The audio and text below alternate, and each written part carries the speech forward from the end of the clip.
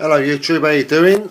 Me again. Today's little episode is guitar stories. This is a new little thing I've had an idea of, and it's not being a flash bastard, it's just showing off some cool stuff that I've collected over the years.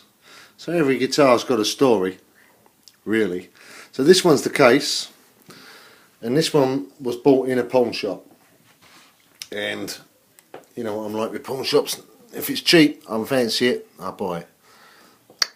Look at that, baby. Nice Fender P bass.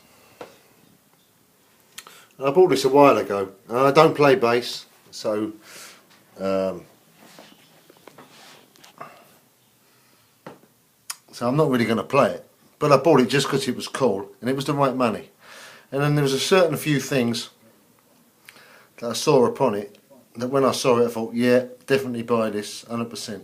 So here we go. If I show you the end, that's a Fender precision bass Squire series. So this is the first Squires that came out, the Japanese vintage, the JVs. This is the first ones out in '82 had the Fender spaghetti logo on them, and they had that little Squire thing right on the headstock there. And I've taken this apart, and this is an '82, and I'll just show you the serial number. On the you can see that on the, I don't know if you can get that on the, yes you can. JV stands for Japanese vintage.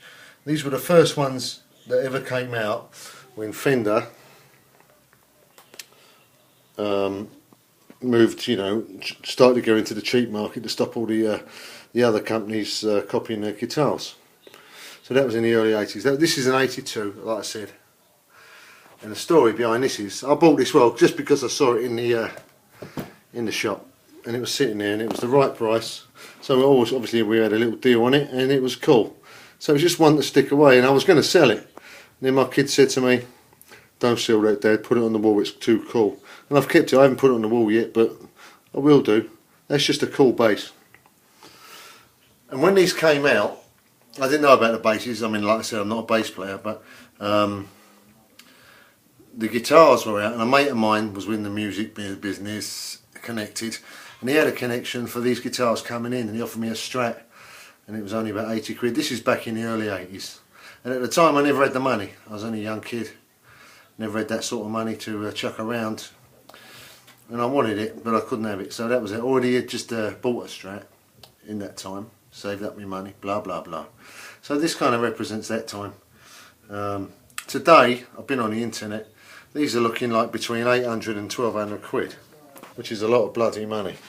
So it's a little investment. Not that you should have investments, you should play them really, but it's a beautiful thing to look at, and I will one day stick that on my wall just because it looks bloody cool. So there's today's little guitar story.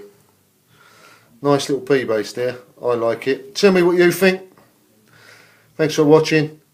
Be lucky everybody.